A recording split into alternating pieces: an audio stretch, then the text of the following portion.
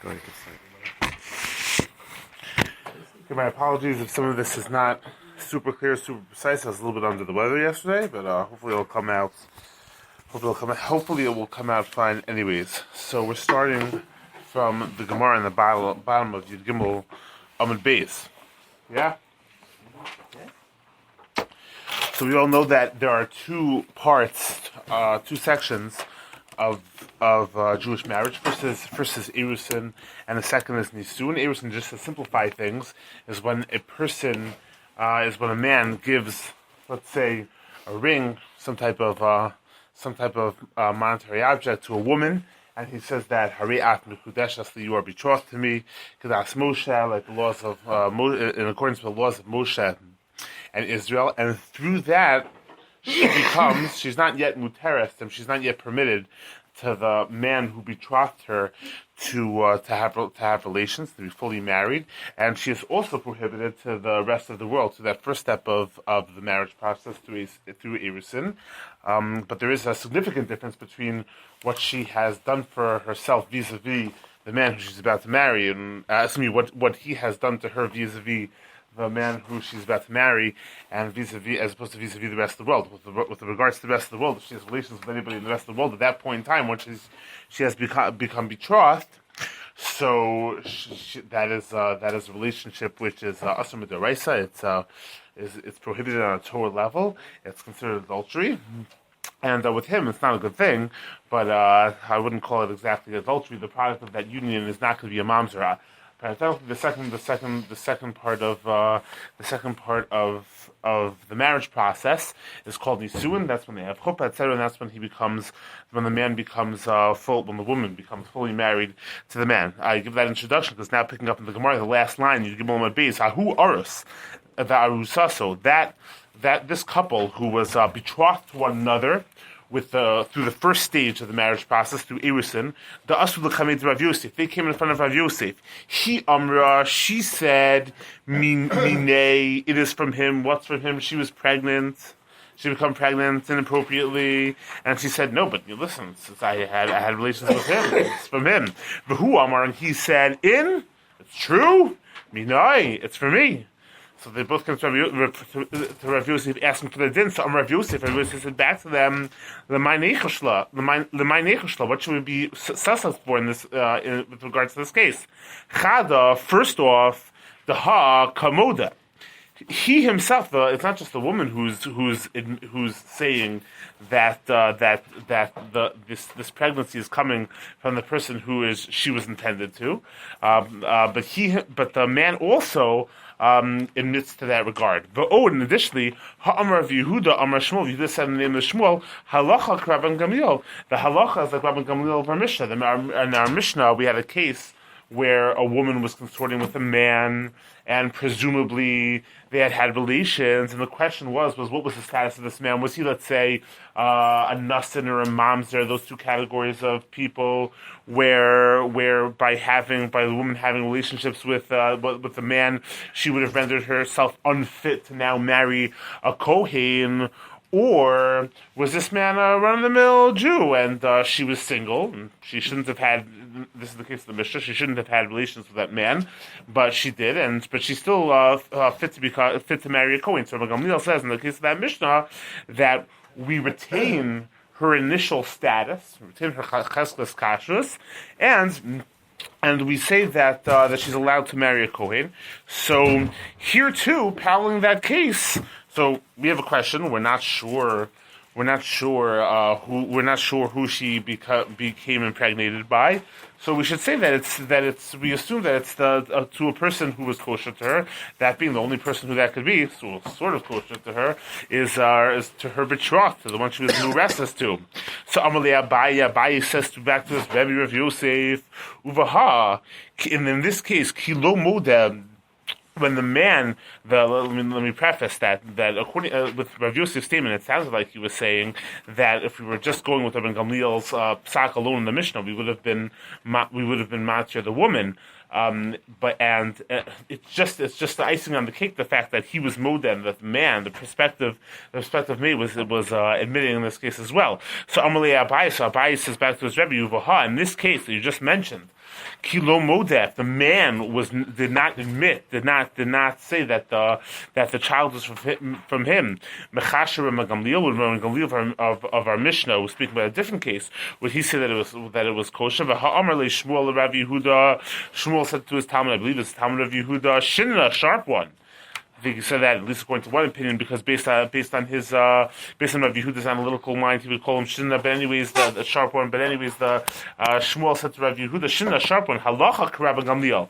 Indeed, the halacha is like Rabbi Gamliel in our Mishnah, that when a woman consorted with a man, we assumed they had relations. We could assume that it was someone who would not render that woman unfit to marry Kohen. But he doesn't say but. He says va'alo savid uvda.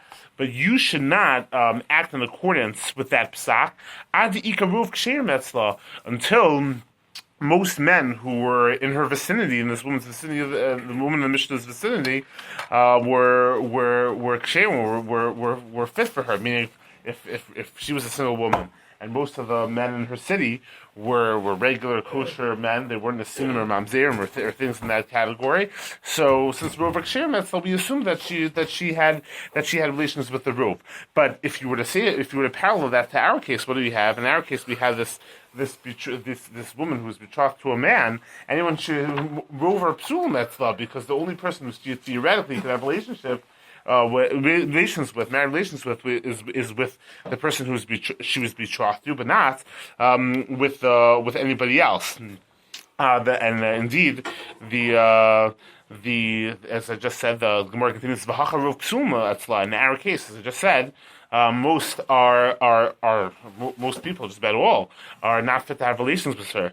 So Rabbi Yosef responds, and according to your rationale, Abai, you should have a question with regarding to the formulation of the halacha, as you just quoted Shmuel saying to Rabbi Yehuda is saying, because according to that formulation, what comes out is like this. It says Shmuel said to Rabbi Yehuda, the halacha is such, but va'at lo savid uvda, but you shouldn't do you shouldn't act in accordance with that. It seemed like that when Abai was responding to Rav Yosef, he was saying this statement of halach Rabbi Gamliel, the halach Rabbi Gamliel, but you shouldn't act in accordance with that. He was saying that he was saying that as if Rabbi Gamliel was saying that entire thing. But the only problem is that if you listen to the words of the statement, it says halacha, it's halacha.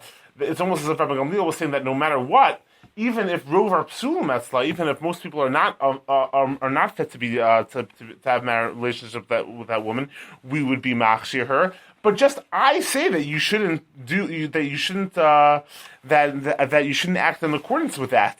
So he's asking Abai, how could you say that as if everything is here is coming from a Gamliel, when it really seems like a Gamliel would be matzah, would permit no matter what. And it's just that Shmuel was telling Rav Yehuda you shouldn't act in accordance with that. Elamai islachol meimar. Rather, what should you say? When Rabbi Gamliel said that he was matir everyone to the when he was matir the woman in the case of the Mishnah, when he was matir the woman in the case of the Mishnah who presumably had relationships with the person, we want to make sure that it wasn't with a nasan or a mamzer. So he's only matir that case. He's only matir lechatchila, but b'diavad, in certain cases when, let's say, the woman already got married second time, so. I said it the opposite way. The times when we should say that it's usher, unlike Rabbi Gamliel, is when the woman is coming to get married. But hadiavad, after she got married, in cases like that. So then we're going to go with the baseline ruling, which is in accordance with Rabbi Gamliel, no chumras, and we should be matir everything. But hanami, in our case also, where we had this woman who had gone through Eris in the first stage of marriage, and and she became impregnated. We're not sure who she became impregnated by. Since it's the Evid, we'll have questions of mamzeros here, of literally bastard children. So, excuse me for using that word, but that's the case here. So this is hanami k'di'evet dami. This is also a case where it's post facto. So we're going to be matir. We're going to go with the baseline reading of Rabbi Gamliel. We're going to be matir. So now that was Rabbi Gamliel. Rabbi Gamliel in our Mishnah said that in the case where a woman was concerned with a man, she presumably had relations with him. And we want to know if if whoever she had relations with was someone who would render her unfit to marry a Kohen. So Rabbi Gamliel said it was mutter in the Mishnah, but Rabbi Yeshua said it was usher. So we're just discussing Rabbi Gamliel, and now we're going to move on to Rabbi Yeshua. Rami le Abaye le Rava. Abaye asked the question to Rava, whatever the gear says, Umi Amar Rabbi Yeshua inan a menace, and Rabbi Yeshua said that she's not believed to say, that the woman is not believed to say that she had relations with someone who would not render her unfit to marry a Kohen. Urman who, I'll ask you a question from Mishnah. It's a Mishnah on Eidios. Ask you a question from the Mishnah on Eidios on Rabbi Yeshua's opinion. Hey, Rabbi Yeshua gave testimony. Rabbi Yehuda ben Beser, and Rabbi ben Beser also gave that testimony. Al Almanas Isa, literally, a widow of, according to some opinions, dough, D-O-U-G-H, like bread dough. Almanas Isa, we'll explain what that is in a minute, in a few moments, excuse me. Shehi kshira lekahuna, that she is befitting to marry into the kahuna. What is an Almanas Isa? So Almanas Isa is like this. If we know that a Kohen is not allowed to marry a divorcee, so what happens if a Kohen does marry a divorcee? So that's not good. But the child of that marriage is called a chal. Now that chal can marry whoever he like, but the problem is that the child of that union. I'm sorry. You good? I'm sorry? The child of that union cannot marry a Kohen. So in this case, Almanas Isa is a way of referring to a case where it's a suffix whether the child of that union is allowed to marry a Kohen or not. What happened? Forgetting the details for a second. Instead of a chalal, forget all the nitty gritty, but instead of a chalal marrying a woman, having a child, and that child now not being able to marry a Kohen, it's a suffix chal. We weren't sure if he was chal, whatever the details of that case are. We weren't sure if let's say for example, just that a man, a Kohen married a woman, and then they got divorced, and we're not sure if that divorce was a valid divorce or not, and we're not sure if that divorce is valid divorce or not, and then the man died. So this woman is both a grusha from Chal, and she's divorced. This woman was married to a Kohen. We're not sure if she was. We're not sure if she was divorced to that. It's I should say like this. A woman married a. Let me be sure I'm getting this right. A woman married a Kohen. I'm sorry. A woman got married, and we're not sure if she was divorced or not, or if she was, or if she became a widow. We're not sure if the divorce went through fully, properly, in the kosher way before her husband died. Then her husband dies. Then she gets married to a Kohen.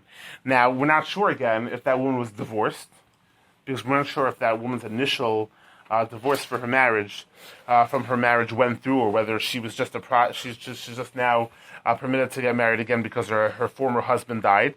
So now she marries a Kohen. Then they have a child from that union. So that the child from that union, it's a suffix whether he's allowed to marry. Whether it's a suffix whether he's allowed to marry into the kuna. So hey, Rabbi Yeshua, Rabbi Yehuda ben Beser, Almanas Isa. This case of the almana, we're not sure what her status is. Shehi, the woman who wants to get to marry, and she share the kahuna. She is muteris to the priesthood. I hope I said that right. Any corrections here? Okay, good. So So Amalei Haki Hasha, are these two cases comparable? Literally, here and now, are these two cases comparable? Hasam, in the case of Almanas Isa Isha Nisesh. Listen, we're talking about a prospective marriage.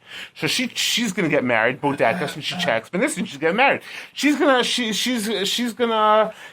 herself before she gets married. So therefore, in that case, Rabbi Yehuda is gonna say, who are the two people here? Rabbi Shmuel and Rabbi Yehuda and Beseira, excuse me. So they're gonna say that she is muteres. But Hacha Isha, the Hacha we're talking about retrospectively. The Isha was Mizana. She acted in the Mishnah. She was acted inappropriately. So she's Bodeka as to Mizana.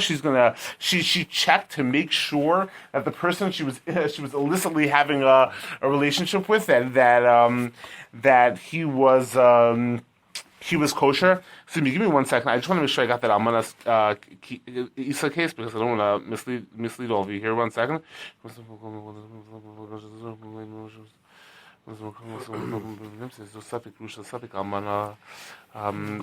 Kohen, Vaholid Mimena Ben, Zehu Safek Chalo.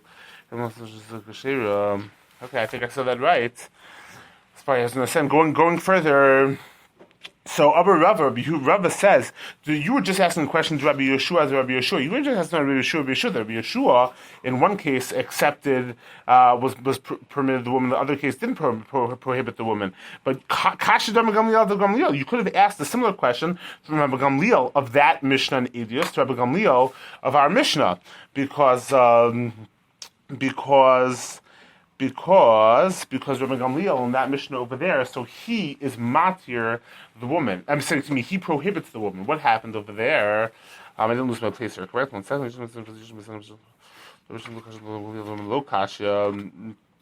I should. Let me read on for some. Excuse me for the lack of fluidity, but just going right. So again, one more time. So I'm Rabbi Yeshua and Rabbi Yeshua. You just asked a question of Rabbi Yeshua and Rabbi Yeshua. That was kasha. That was difficult for you. To Rabbi Gamliel, low kasha, but you don't have a problem of asking from Rabbi Gamliel to Rabbi Gamliel. V'hakasani seifa. But the seifa of that Mishnah in Edu says that Omer Lehen Rabbi Gamliel said to them, Kibalnu eduschem, I accept your testimony, meaning with regards to the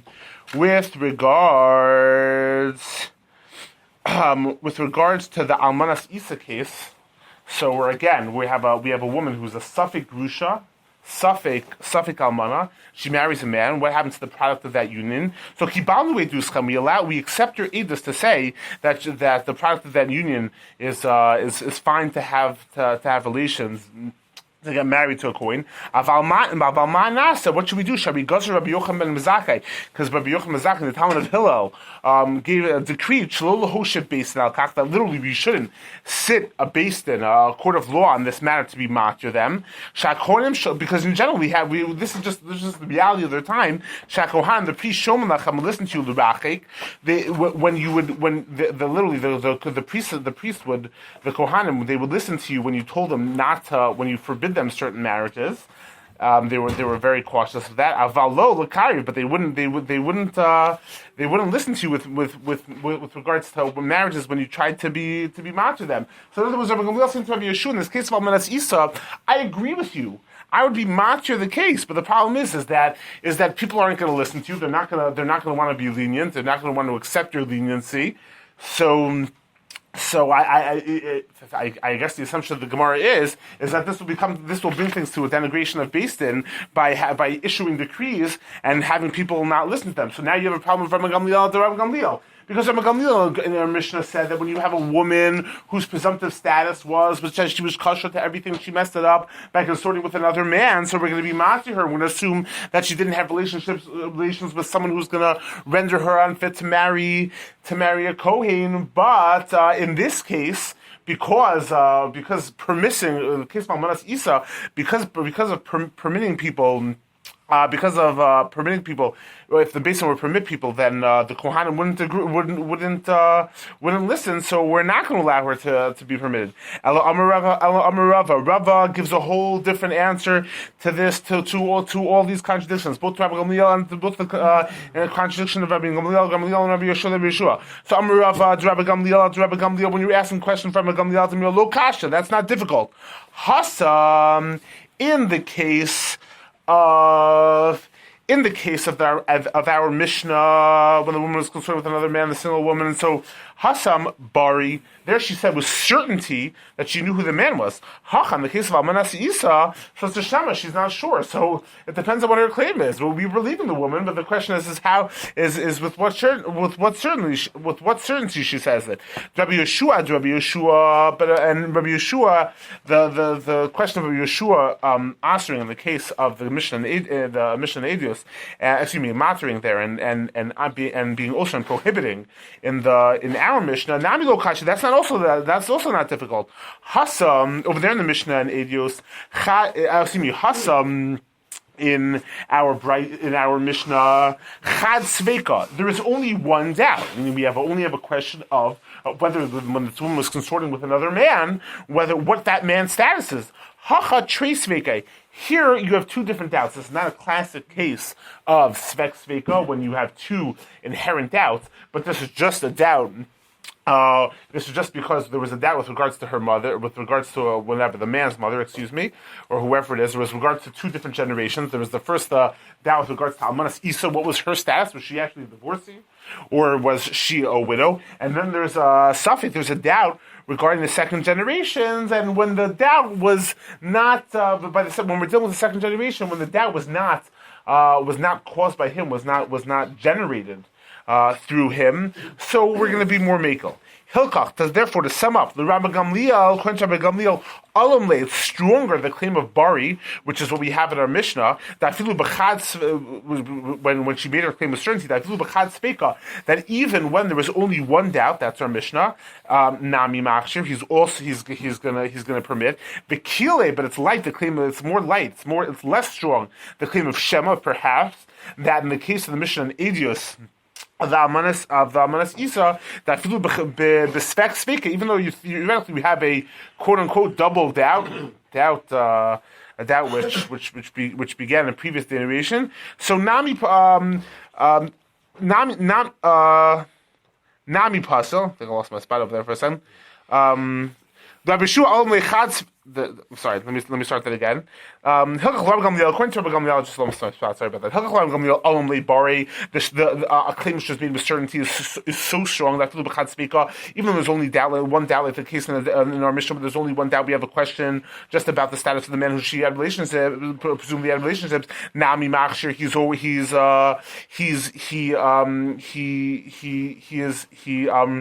is matzir in that case. He permits Bekile Shema, and the claim with uncertainty, like the claim of Elias, is not good. Even when there's a double suffix, Nami Pasio. Even in the case of there's a double suffix, he's going to say it's not good, and we're not matzir the woman Rabbi Yeshua, but according to Rabbi Yeshua, Alamle, it's stronger for him.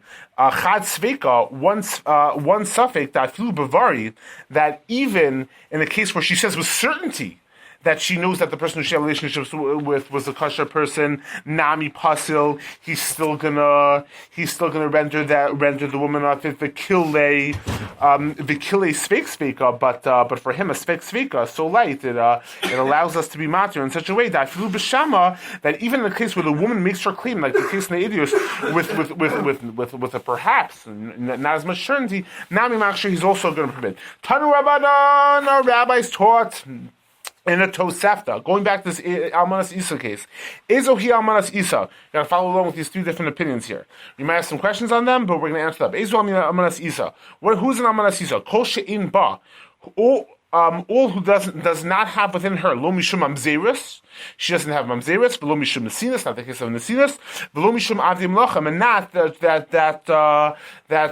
because of slaves of kings. In other words, the only doubt is this whole chalal case, but there's no question about whether there's any issue of mamzeris and nesinas or avdim lachem. There's no other of those psulim being mixed into this case in any way. So Rabbi Meir, that was the Tanna Kama's opinion. Rabbi Meir gives a second opinion. He says, Shamati, I heard kol she'in ba echad mikol elu, anyone who doesn't have any one of these three different issues mixed in, the nesinas, the mamzeris, or the mamzeris, the nesinas, or the avdei malachim, masil mekahuna, we allow her to marry off to kahuna. Now that might sound like the same opinion as the Tanna Kama, the first statement, but the Gemara will ask that. Rabbi Shimon Elazar, Rabbi Shimon Rabbi Meir, Rabbi Shimon Elazar says the name of Rabbi Meir, V'chein hayu Rabbi Shimon ben Nasi Omer Kedvarav, and Rabbi Shimon ben Nasi would either say like Rabbi Shimon ben Elazar, he would say like Rabbi Shimon ben Elazar, Izu hi almanas Isa. Who is an almanas Isa? This is the third opinion. Kol shenitma ba was mixed in with her. Anyone who was mixed in with her a safek chalo, that we're not sure if the person became a chalo. That's as we spoke out. That's number one. So that sounds like we're going to be matir the case of almanas Isa, the product of that union, and then Rabbi Shimon ben Elazar continues. It says, "Makun Yisrael mamzerim shebenehem." Yisrael recognize the mamzerim who are amongst them, and it seems to be that means that if the mamzeris issue of mamzeris is mixed in over here, then that's going to be a problem. But in makun chalon shebenehem, but we don't know. We don't necessarily who are chalon, who are not, and therefore that sounds like a case where an issue of chalon was mixed in. Then that would be problematic, which is like the internal contradiction, because a second ago we said that Almanas Isa Kol Shenitma Ba Safek Halal, and Almanas Isa is anyone who had a Safek Halal mixed into that, and now that therefore that would be mutter. But now he's saying that since we don't know who are Halal between us, it's going to be a problem. So the Gemara is going to ask all these questions. Amar Mar. So Mar said, I believe that means that we're going back to the Tanna Kama of this Tosefta. The Tanna Kama said, "Izu hi almanas Isa." Who is an almanas Isa? Kol she'in lo mishum zeres, lo mishum mesinas, lo mishum avdei malachim. Who is an almanas Isa? Anyone who doesn't have any one of these three issues mixed in. It's just an issue of the halal, but it's not an issue of mamzeris, nesinas, or avdei malachim. So and as I just said, halal kosher. But if there's an issue of halal mixed in, it's mutter. So Maishno, what's the difference between mamzeris, nesinas, and avdei malachim being mixed in?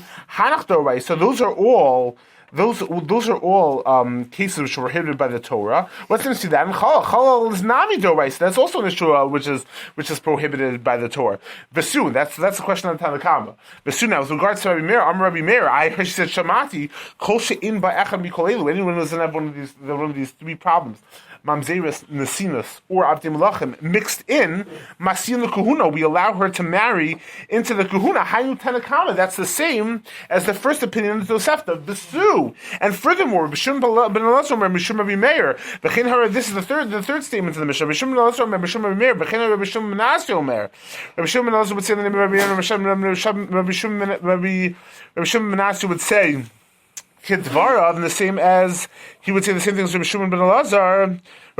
He would say, he would say that Ezo hi almanas Isa. Who is an almanas Isa kol shenitma ba safek chalal? Anyone who has this issue of a doubt of her being a chalal or him being a chalal, whatever mixed in.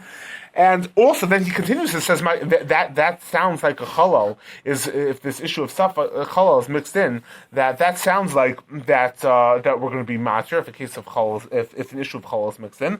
But makun Yisrael mamzerim shebeneam, Yisrael recognizes, we know who are the mamzerim amongst us. But makun chalon shebeneam, but we don't recognize the chalon shebeneam. That sounds as if that if there's an issue of chalal mixed in, then we're going to have a problem. And as I just said, the Gemara continues, says, Bahamar Reisha, but the first statement said, how could you say in the second statement that if the chalal is mixed in, where we are going to have a problem? Bahamar Reisha, chalal kasher. The implication of the Reisha was that a chalal kasher. So Rabbi Yochanan gives a resolution to all of these three questions based on one establishment of what the case is. Mamzer Tobeach. v'chalal shosek ihu benayu.